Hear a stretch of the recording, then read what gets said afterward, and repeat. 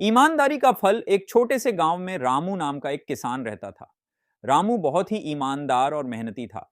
उसका जीवन बहुत सादा था, परंतु उसके पास एक बड़ा दिल था। वह हमेशा दूसरों की मदद के लिए तत्पर रहता था। एक दिन जब रामू अपने खेत में काम कर रहा था, उसे जमीन में कुछ चमकता हुआ दिखाई दिया।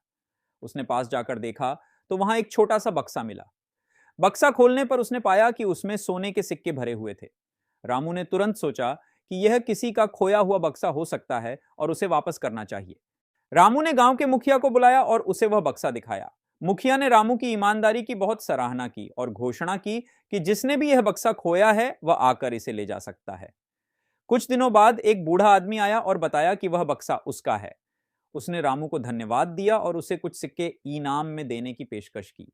रामू ने विनम्रता से इनाम लेने से मना कर दिया और कहा, मुझे बस यह खुशी है कि मैंने आपकी खोई हुई वस्तु वापस कर दी।